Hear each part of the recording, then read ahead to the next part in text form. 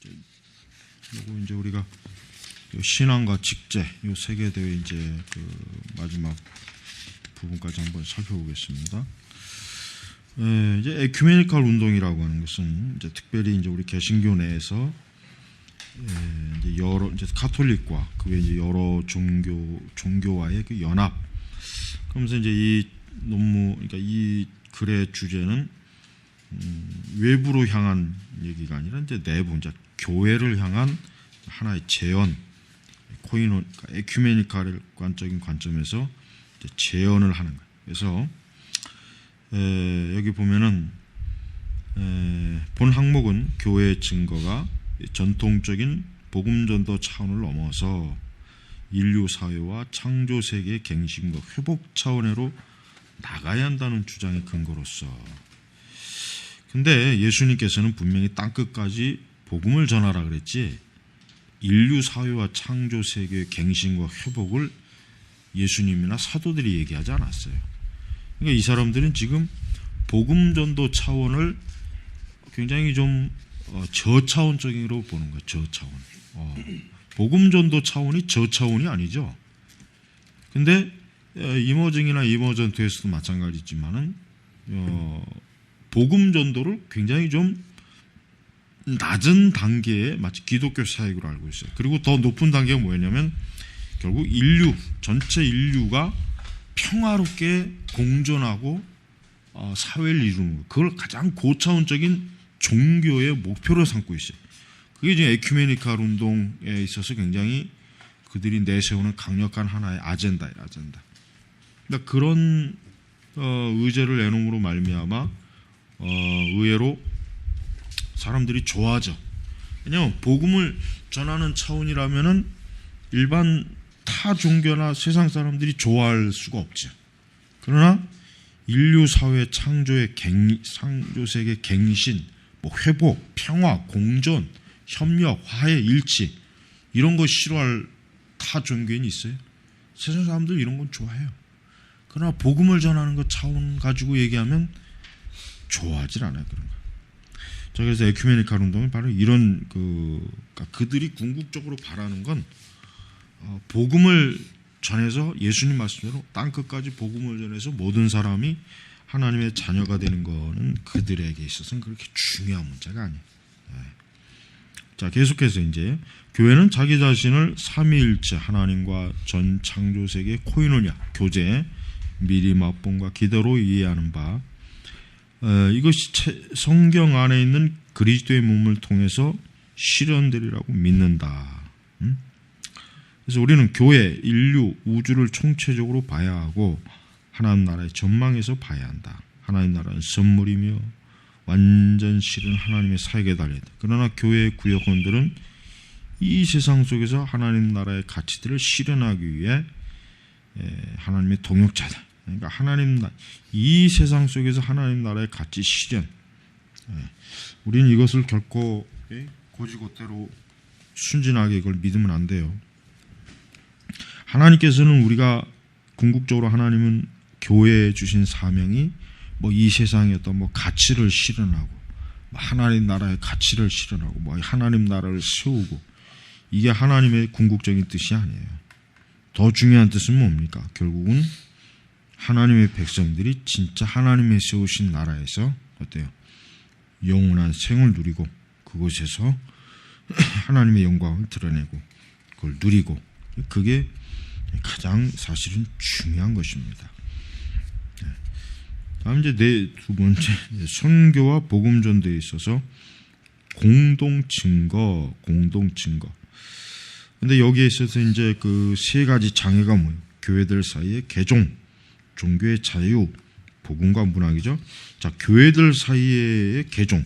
이 개종이라고 하는 것은 예를 들면 장로교인이 감리교인이 되고 그다음에 천주교인이 카톨릭 교인이 되고 그다음에 동방종교의 교인이 개신교인이 되고 그러니까 이런 거 이거 완전히 어떤 교파 또는 이런 부분을 이제 교단을 바꾸는 것 이런 걸 얘기하고 그다음에 또 더 크게 보면은 나중에는 이제 뭐 타 종교로의 개종, 그것도 이제 나중에 더 크게 영역을 보면 그래요. 그다음에 이제 종교의 자유. 이제 이게 이제 선교와 복음 전도를 파괴하는 세 가지 이제 요소가 뭐냐? 이렇게 이제 개종에 대한 부담, 개종에 대한 부담. 그러니까 예를 들면 이제 뭐 장로교에서는 침례교인이 된다. 이걸 부담스러워하지 않도록 이제는 해주라 이거예요. 그러니까 어느 교파로 가든 다 하나님의 자녀고 교회에 속한 것이고 세계의 어떤 평화의 공존의 일원으로서 다 같이 이렇게 활동할 수 있다. 그러니까 개종에 대한 부담을 이제는 주지 말아라. 그러나 이 개종에 대한 부담이 여전히 교회들마다 있기 때문에 쉽게 사라지지 않는다. 일단 이제 종교의 자유, 종교의 자유라고 하는 것은 참 어려운 문제죠. 지금도 전 세계의 종교의 자유가 아직도 없는 데가 많이 있어요. 아직도 없는 데가 굉장히 많이 있습니다. 종교의 자유가 마치 우리나라처럼 다 있는 거로 생각하는 그리스도인들이 상당히 많이 있더라고요. 근데 그렇지 않아요. 다 이제 복음과 문화. 이 복음과 문화라고 하는 것은 굉장히 미묘하죠. 복음을 문화에다 맞추냐, 문화를 복음에다 맞추느냐. 그리고 문화는 과연 모두가 동등한 어떤 선상에 올려놓을 수 있느냐. 그러니까 이 문화가 어떤 문화냐, 서구 문화냐, 동양 문화냐, 이교 문화냐, 뭐 기독교 문화냐. 이게 이 복음과 문화의 관계. 그러니까 이 세 가지가 아직 맞게 교회들이 선교와 복음 전도를 방해하는 요소니까 이 부분에 좀 이제는 교회가 좀 뭔가 좀 다른 돌파구를 찾자 이런 겁니다. 세 번째 이제 중요한 게 타 종교인들과의 대화는 공동 증거. 그러니까 타 종교인들. 자, 이제 여기서부터 문제예요. 자, 기독교인은 성령에 의해서 계시된 예수 그리스도 안에는 하나님의 사랑을 경험한 다음 이것을 근거로 타 종교인들을 포함한 타인들을 사랑하도록 부름받았고 예수 그리스도 안에 일어난 하나님의 구원의 메시지를 모든 사람들과 모든 민족들과 함께할 위임 명령, 대위임 명령이라 그러죠. 받았기 때문에 타 종교인들과의 대화를 하지 않으면 안 된다고 한다. 자, 타 종교와의 대화, 이 대화라는 말이 참 문제예요. 이 대화라고 하는 것은 동등한 입장에서 하는 게 대화예요. 그러죠? 우리가 동물하고 대화할 수 있습니까? 대화를 못하죠. 대화가 안 되는 거죠. 왜 어떻게 사람과 동물하고 같을 수가 있어요? 마찬가지요. 우리가 타 종교인들과 대화한다는 말이 아주 뭐 상식적이고 건전한 말 같지만 엄밀히 얘기하면은 이게 말이 안 되는 거도. 왜? 예수 그리스도를 절대적 구원을 믿는 우리 그리스도와 그리스도 종교와 어떤 절대적 종교가 아닌 믿음이 없고 또 막연한 어떤 신관, 그들의 그 신론 이런 걸 갖고 있는 사람들과 어떻게 우리가 동등하게 대화할 수가 있냐 이게 어려운 문제란 말이에요. 어려운 문제. 네. 이제 에큐메니컬 운동은 타 종교인들과의 대화를 굉장히 중요하게 여겨요. 아주 이 사람들은 이거를 굉장히 아주 참 중요한 하나의 자기들의 사역의 한 부분으로 중심으로 여겨요.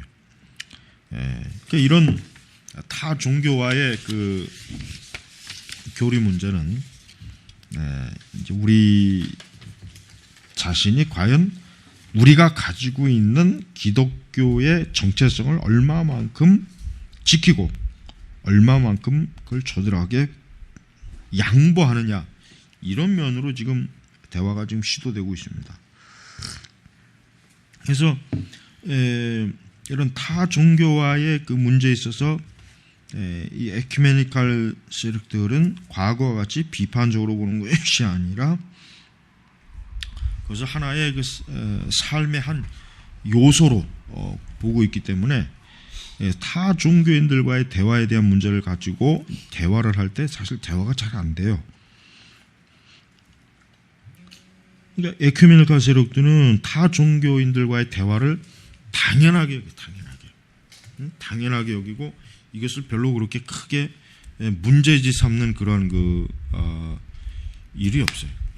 그래서 그들이 이제 그런 것들을 주장할 때 한편 우리 편으로서는 참 어이없지만 그들로서는 오히려 반대로 왜 타 종교들과 대화가 안 되냐? 왜 세상에서 같이 공존하며 살고 있는데 왜 대화가 안 되냐? 서로 대화해서 좋은 접촉점, 합의점을 찾아서 서로 싸우지 않고 서로 미워하지 않고 서로 좀 나누면 세상에 평화가 그만큼 더 빨리 정착될 거고 국경도 없어질 거고 한 나라가 다른 나라를 지배하는 것도 없을 거고 이런 것들을 많이 그들은 주장해요.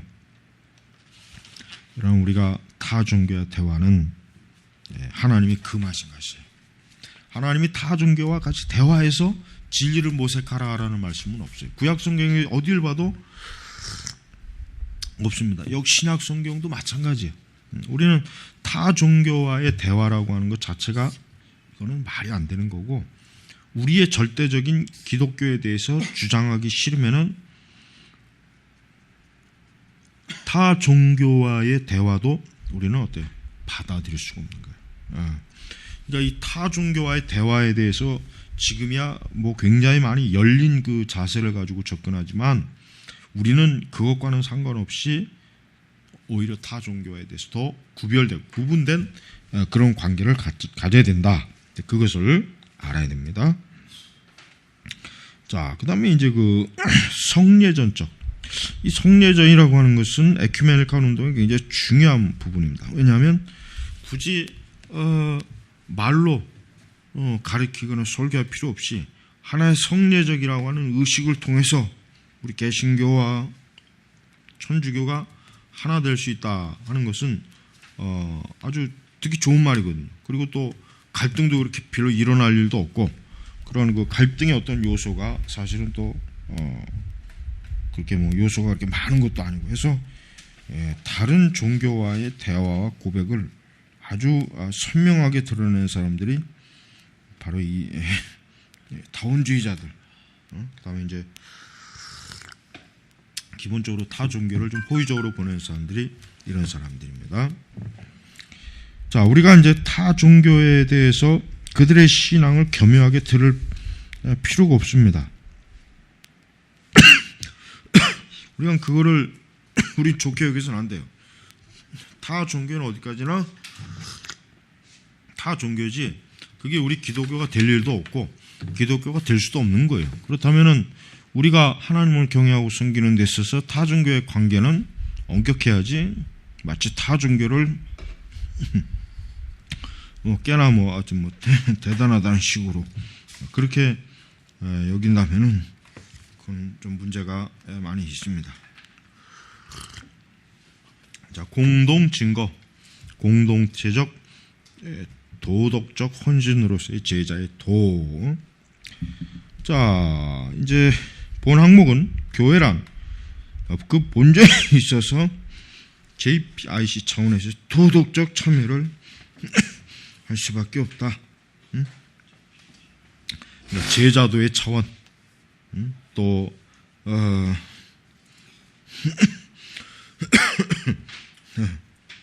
그러니까 여기 좀 교회란 성령을 통하여 예수 그리스도와 연합하셨고 예수 그리스도의 참여자로서 하나님의 화해 및 창조세계의 치유와 회복을 증거하고 여기에 참여하기 위해 파송받은 바 하나님께 부름받은 사람들의 공동체다. 교회는 그러한 일에 있어서 공동적인 목적과 이익을 가지고 있는 그런 사람이 들어와야지 그런 거를 전혀 알지 못하는 사람이 들어와도 그들이 과연 그런 걸 이해할 수 있겠는가 하는 것입니다. 그래서 그들이 주로 사용하는 말 하나님의 화해 및 창조세계 치유 회복 아주 잘 사용하는 말이에요. 이런 말 자체가 근거가 없는 말이에요. 자, 그래서 예수 그리스도와의 일치 연합에 대한 그 초대교회의 신학적 숙고는 기독교 윤리와 관계를 맺을 수밖에 없다. 기독교 윤리라고 하는 것은 예수 그리스도의 그 뜻에 맞게 사는 것, 행동하는 것, 예수 그리스도의 뜻에 맞게 걸어가는 것, 삶의 길을 걸어가는 것, 이런 전반적인 것들을 주장하는데, 정작자들에게는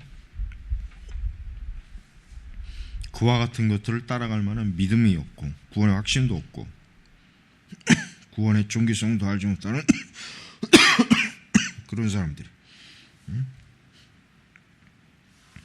자, 그래서 우리는 타 종교와 있어서는 우리 기독교는 그들과 어떤 대화를 하거나 논쟁을 하거나 그들의 그 단순히 어려움을 해결해 준 그런 식의 그 도움은 바람직스럽지 못하다. 이거를 우리가 알아야 됩니다. 다섯 번째, 창조 세계의 배려에 있어서 공동 증거.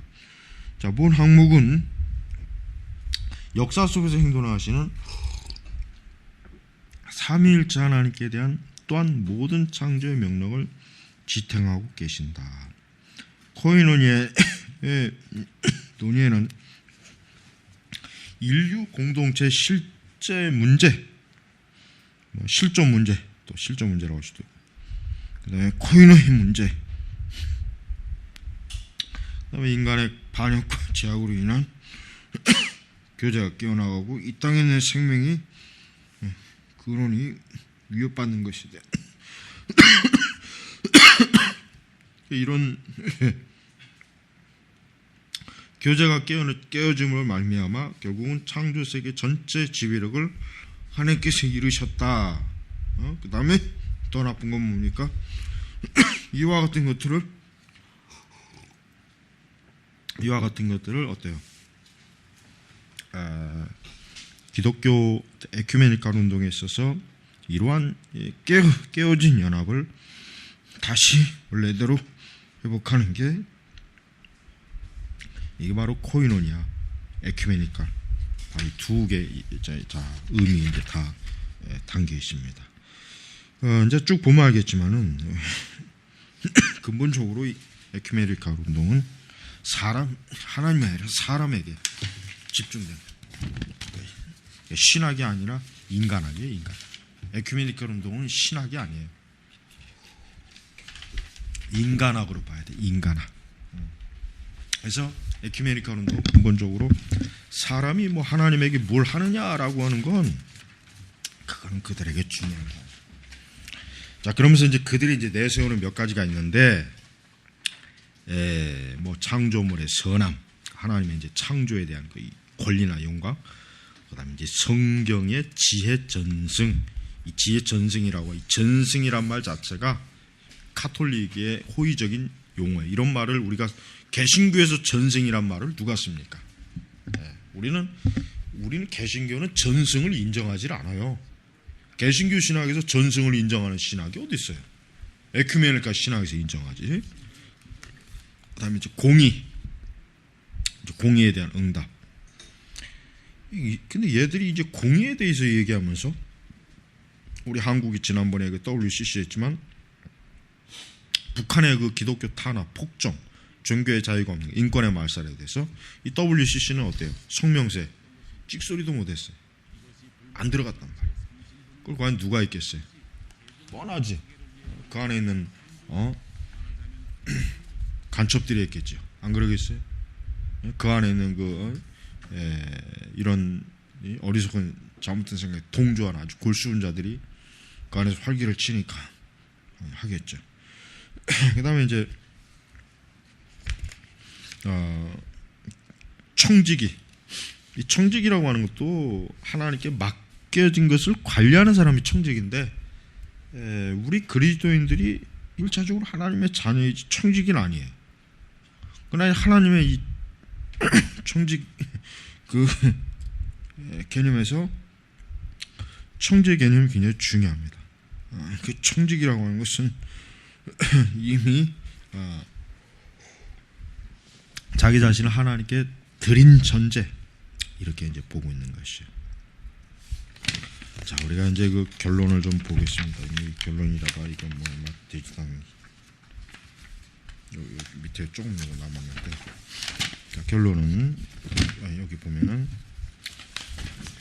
이제 역대 이제 그 WCC의 대회에서 82년에는 벤 텍스트가 수립되고 벤 문서, 83년에는 WCC 가시적 교회 일치. 그러니까 각 그 총회 때마다 이 연합을 향한 연합의 걸림돌이 되는 것을 하나하나 제거하는 그런 작업을 했습니다. 그래서 저들이 원하는 것은 첫째로 교회들은 사도적 신앙에 대한 공동 이해를 나누고 이 사도적 메시지를 자신들의 동시대인들이 이해할 수 있도록 이대로 화해시키고 해방시킨다. 이제 사도적 신앙. 말은 맞는데, 근데 여기서 사도가 누구냐? 교황까지도 사도가 들어간다면 이건 말이 안 되는 거예요. 둘째, 교회 사도적 신앙을 함께 고백하면서 세례, 성만찬, 직제에 대한 완전한 상호 인정하면서 성도들 함께 나누고 자신들의 공동체적 능력을 통하여 이 세례, 성만찬, 직제에 취하는 능력과 연합시키는 능력이 분열된 인류 사회에 온전하게 증명됨으로 나타납니다. 세 번째, 교회 공동의 결의 방법과 교훈 있는 가르침에 대한 공동의 방법에 대하여 합의해야 될 것, 공동체 참여, 공동체 책임 이런 것들, 그리고 그런 것들이 갈등에서 치유의 덫을 준다. 네 번째 항목, 사도적 신앙에 대한 부연 설명. 사도적 신앙에 대한 부연. 성경에 증언되고 있고 교회 신조들이 요약하여 있는 사도적 신앙을 함께 고백하는 방향으로 움직이는 에큐메니칼 참여. 그러니까 에큐메니칼 교회는 사도적 신앙을 오늘날에 동일하게 표현해야 되고 다양한 전통을 가진 그리스도교를 묶어야 된다. 저들이 맺고 있는 여기서 이제 사도적 신앙. 이제 사도적 신앙이라고 하는 것은 사도들로부터 이어온 또 공예, 그다음에 고대 신조들 이런 데서부터 이용된 콘스탄티노플, 직인 뭐 그런 것들.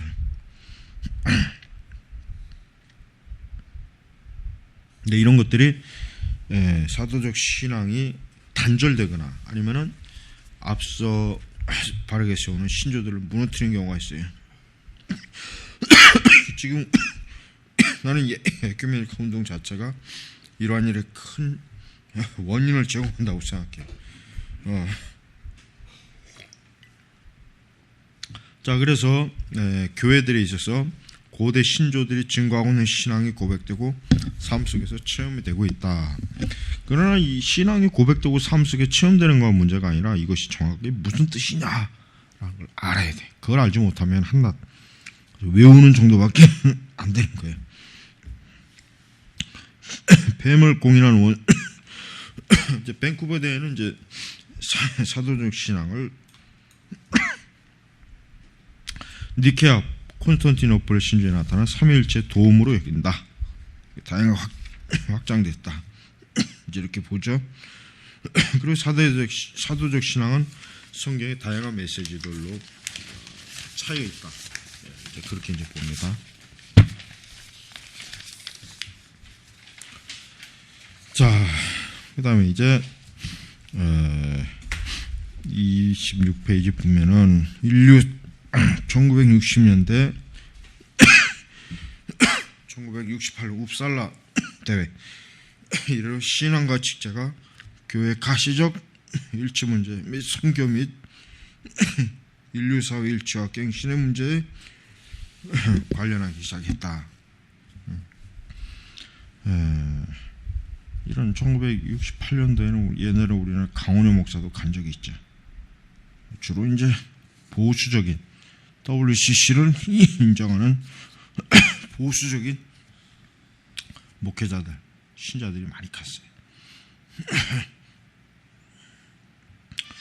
그래서 여기 보면은 신앙과 교회의 내적 삶을 교회를 향한 증거에 관련시켰다. 내적 삶을 교회 바깥에 향한 증거로 내세웠다. 그러니까 교회 안에서 바르게 하나님을 믿고 바르게 교회에서 영적 생활을 바로 하지 않는 한 외부 밖으로 나가서 올바르게 증거한다는 것은 불가능하다. 이렇게 뻔히 나와 있는데도 지금 이래요. 한국의 이제 교파들, 여기 보니까 제일 첫 번째 카톨릭을 집어넣었죠. 카톨릭을 집어넣을 필요가 없어요. 자, 성공의 루터의 장로교의 감리교의 침례교, 다양성 저기서 통일성 이루는 코인하르 교회의 수정.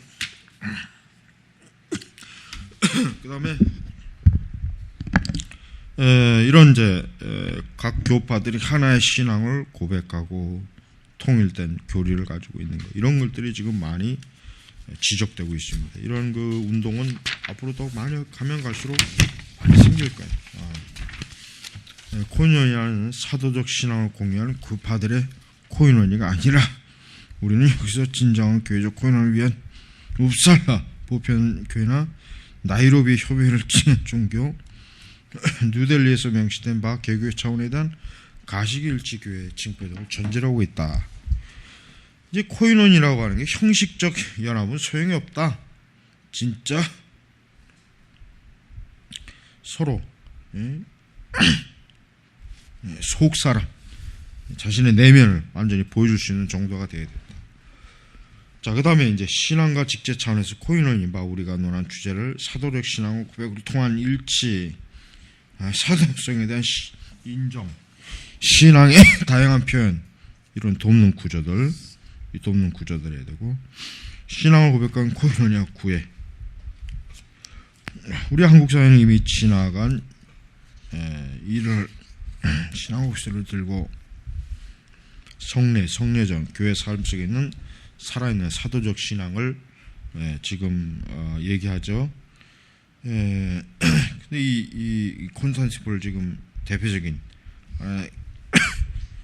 신조로 여기죠.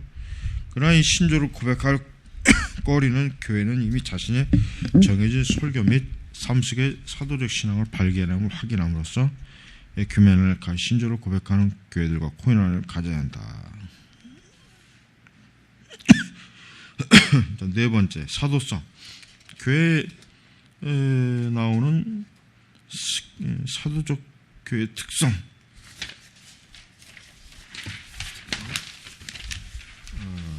이제 우리 사도성, 이 교회 동방이나 서방이나 이 사도성 계약성은 굉장히 중요해요. 그래야 자기들이 정통성이 있거든. 정통성이 없으면 결국 시간이 가면 무너지는 거죠. 한 신앙의 다양한 편인 한국 교회는 모든 개신교파들은 하나님의 사도의 신앙의 공동 고백으로서 니케아, 콘스탄티노플 이런 에큐메니카 해석을 수용하고 이것을 준비하기 위해 세계 교파들의 신조를 생성하려고 통일화시키는 통일화 작업. 아마 이제 그 뭐 장로교가 하면 제일 빠를 것 같아 내 생각에. 공동으로 고백하는 장로교 신앙 고백서가 이제 아마 나올 것 같아요. 일치를 돕는 구절들, 일치를 돕는 구조들, 여러 구조가 있죠. 여러 구조가 있어요. 구조. 그만큼 교회가 일치를 위한 어떤 협의 기구를 만들기 위해서 그 안에 다양한 직분. 이제 WCC 같은 경우는 이제 두부에다가 이런 거 어떤 WCC 같은 경우는 어떤 하나의 그 종합적인 일치된 그런 구조를 돕기 위해서 저들은 조직 자체가 어때요? 하나의 연합된 통합 구조로 딱 그렇게 지금 집단 지도 체제적인 그런 그 대외적 구조를 통합하고 있습니다. 이제 우리 한국이야 뭐 이제 전부가 다 참여한 건 아니지만 WCC 지금 대회 참여하고 NCC 교단 7교단인가 그랬죠. 그 교단의 숫자만 해도 무시를 못해요. 굉장히 큰 거예요.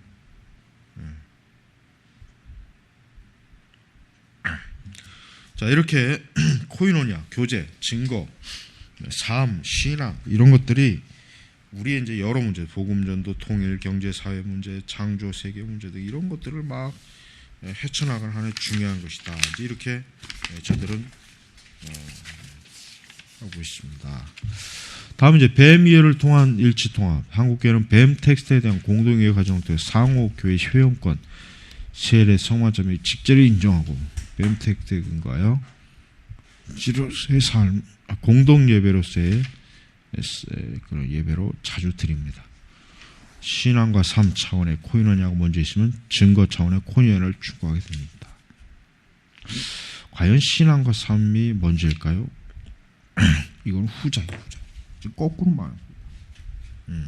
그래서 우리는 절대로 우리는 하나님의 말씀의 진리 차원의 1차적 연합이 중요하지 단순히 신앙을 가지고 있는 삶의 연합은 중요한 게 아닙니다.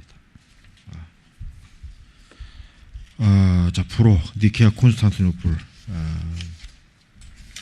이 사도신경 아닌 이 콘스탄티노플 신조도 역시 뭡니까? 우리가 하나님의 영광을 위해서 우리가 마땅히 고백해야 될 신앙의 내용으로 지금 나와 있습니다. 사실 뭐 운영중 구조를 보면은 사도신경과 거의 비슷하긴 하지만 사도신경은 훨씬 더 간결하고 또 올바른 관점에서 신조 작성의 원리가 많이 나와요. 그래서 우리가 콘스탄티노플 니케아 신조를 한번 잘 나중에 읽어보길 바랍니다. 자, 이렇게 신앙과 직제 세계대회 이형기 박사의 그 글을 한번 읽어봤는데 전체적인 평가는 전혀 동의할 수 없다. 신앙과 직제에 대해서는 아무리 좋은 말을 해도 교회 평안이, 세계 평안이 뭐 현실적인 어떤 문제할지라도 신앙과 직제는 동의할 수 없다. 이거 한 가지는 참 분명합니다. 여러분이 이걸 나중에 다시 한번 쭉 읽어보고 그래서 이제 이런 부분에 대해서 나중에 이제 좀 더 이런 부분에 좀 자세하게 우리가 공부할 수 있는 그런 시간을 이제 갖겠습니다. 자, 이제 기도하겠습니다. 아버지 하나님 감사합니다. 이번 우리 제네바 신학교 2014년도 1학기 이제 전체 강의를 맺습니다. 참 여러 가지 부족합니다. 그러나 다음 2학기 때는 저희가 더 잘 배우고 더 잘 인식해서 또 부지런히 열심히 공부하고 참 하나님의 그 영광을 위한 신학을 추구하는 저희 제네바 학교 신학교가 되고 우리 또 신학생들이 되게 하소서. 다들 건강 지켜주시고 또 공부하는데 어려움 생기지 않도록 평안한 마음과 평안한 환경을 주시고 항상 하나님의 선하신 손길로 섭리 가운데 인도하소서. 참으로 저희 공부한 모든 것 다 하나님께 영광 올립니다. 이것은 우리의 것이 아니요 주님의 것이, 우리가 배우는 글자 하나하나 지식 하나하나 다 하나님의 것인 줄 압니다. 주여 주의 사역과 영광을 위해서 복음을 위해서 우리 주 예수 그리스도의 영광을 위해서 풍성하게 쓰여지길 원합니다. 다음 2학기 때 더 참 30배, 60배, 100배의 결심과 열매를 맺는 저희 제네바 신학교가 되게 하옵소서. 감사하며 예수님의 이름으로 기도 올립니다. 아멘.